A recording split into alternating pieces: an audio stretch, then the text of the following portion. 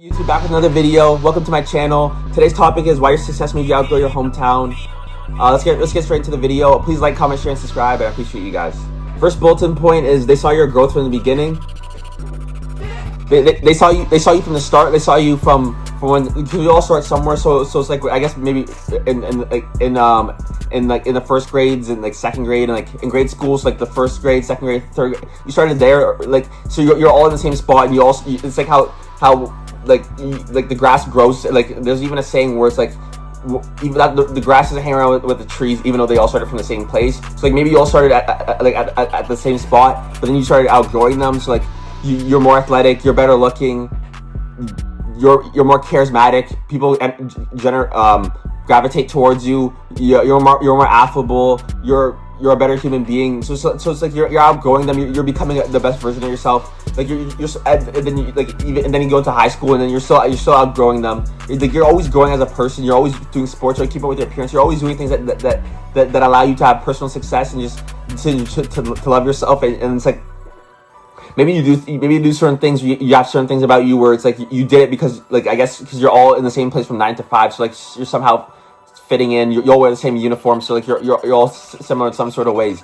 But then you kind of reach a point where it's like after college you're in the real world, and like I've only been in this for like I haven't been in the real world for long, but because I recently graduated not too long ago. But I'm just saying, like I'm way further ahead from anybody compared to me. Like nobody's success is comparing to what I'm doing right now, because the fact that I'm healthy, I'm looking good, I'm loving myself, I'm taking care of myself. I have so much clothes, so much shoes.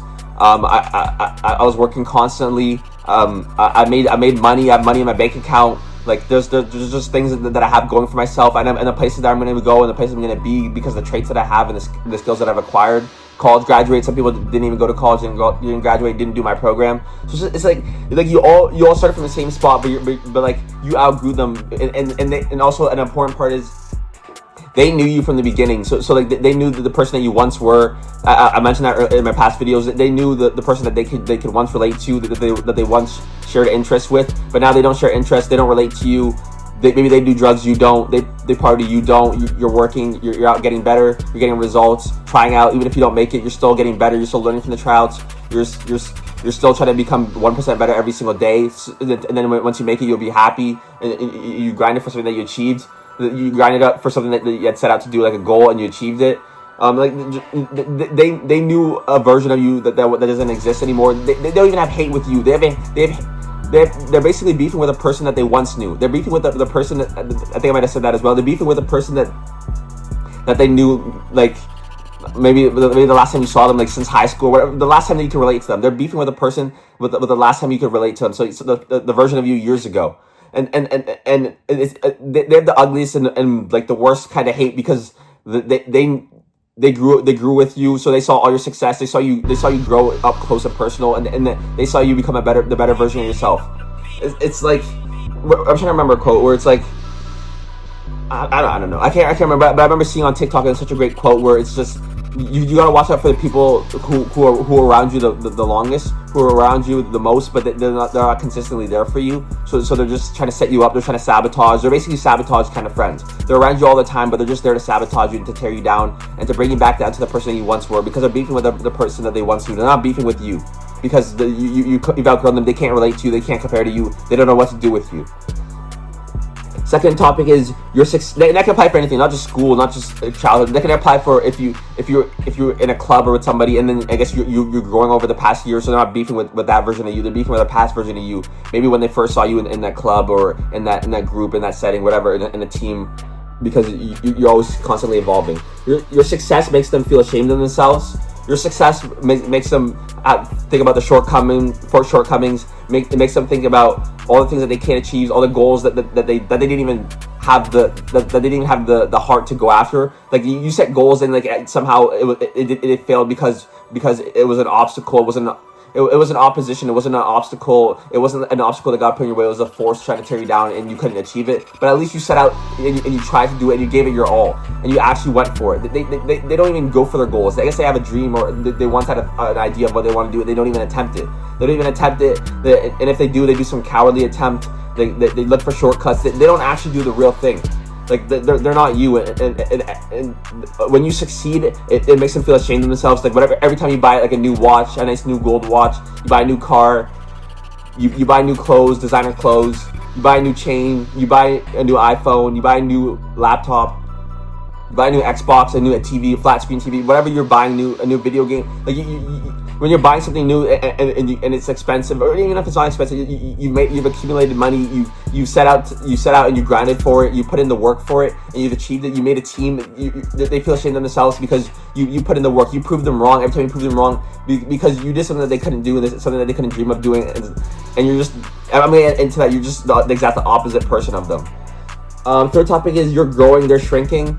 So you're growing every single day. You're growing every single second, like every single week, 24/7, 365. Every single year, you just keep growing. As like look at Drake from like, because I live in Toronto and I'm a huge fan of Drake. Look at Drake from when he started back in 2009. He was on Degrassi, in the wheelchair. He was an actor. Then he starts singing. His voice sounds different, almost like Jay-Z, where he rapped different. He had a different kind of flow and he had a different kind of style. Like, and then you can just hear him in a podcast or in his interviews or in his freestyles. Whatever you hear Drake, you just sound like he grew from the last part. That's the whole point of life, is to keep evolving. You heard him once when he was like a younger man, like a young male, or like, almost like a kid. Like you knew him then, but like look at his growth then. That's why people are so ashamed of themselves when they look at him. That's why people hate him because he could easily throw it all away. He could easily sacrifice everything, but no, he sacrificed everything for the good, for himself, for self-success, for personal growth, for financial success. He sacrificed it all just for that, but he could easily throw it away because he's at the top. He's reached the pinnacle. He could easily start drinking and doing drugs, but he doesn't want to do that. So you're growing, they're shrinking. If you just look at how he's changed his hairstyles, just how he raps it, how he constantly brings hits. He doesn't even care. He doesn't get full. He's a very driven human being. That's an amazing trait to have, to be a driven human being. So just stuff like that. You're always working on themselves, and they're just getting worse because they're doing drugs and they're partying and they're not putting the effort to themselves. They're just becoming a worse human being, and you're becoming better. You're becoming better by the day. It's just funny. Fourth bulletin point is you put in the work they're scared to do. So I didn't want to make it just sound like we're just putting in the work, because clearly we're more gifted, clearly we're more talented, clearly we're different because we actually have ambition and have goals and actually have the drive and inspiration. We feel inspiration and we have the drive to actually go to set out and try to achieve these things and become very close or achieve them, because at least you gave it your all. So we're not the same as them at all. You put in the work that they're scared to do. Just hometown haters, just people that don't have success, just haters, hometown envious people. That's what I'm trying to talk about. People that are jealous of you, gang stalkers, whatever you want to call them. So you're constantly putting in the work. You're constantly getting better. You're constantly have a passion and a purpose, and you're constantly sharpening your skills. As I once said, Abraham Lincoln said, if you give me 4 hours to chop down a tree, I'd spend the first 2 hours sharpening the axe. So I spend my first 2-3 hours sharpening myself, and then I'll go take on the task. I'm working on myself, and then I'm ready to take on the task. Like look at the athletes, the pro athletes, pro soccer players, pro football players, pro basketball players, whatever, tennis. They're always practicing up until the point of the game. They're practicing up until the very point of the game. They're always sharpening their sword. They're always sharpening their skills. They're always trying to get rest off or even get better up until the very point. Even get better throughout the game, as they get more confident and they feel acclimated and they're ready to go and they're becoming true to themselves in the game, and they're the best version of themselves. Like people like Neymar, Ronaldo, Messi, who play an inspirational level of football where they take on players and they're themselves. They're true to themselves. They're the best version of themselves. Clearly, Patrick Mahomes. As I talk about football on my channel, Patrick Mahomes, Josh Allen, just players like that, Joe Burrow, just Aaron Rodgers, players like that. So you're always putting the work that they're scared to do, and they don't want to do it because they're afraid of shortcomings. They're afraid of even failing and looking bad in front of people. You're not afraid of looking bad in front of people. People are constantly watching you because you're different. You're better than them. You're constantly putting in the work while people are watching, and you don't care. It doesn't faze you. You're numb to it. You're getting better. You're getting results. You're feeling dopamine because you know that you're 1% better. You're getting dopamine because you know that you're a step ahead of your competitors. You're getting better than the people that compare themselves to you. You don't even compare yourselves to them. You're comparing yourselves to yourself, to your previous self, and they have beef with your previous self. They don't have beef with you now. The whole thing makes no sense, and you're just in love with yourself. You're in love with the progress and the process. Last topic is you're different from them. So that's why I wanted to end it off, because I'm really not the same as these people, and I don't want to be the same as them. You're different from them because you have a different look in your eyes. Your eyes look like like you're a driven lion, like you're an ambitious lion in the jungle. You're ready to take out your prey. You're ready to take on anybody. You're intimidating. You have like you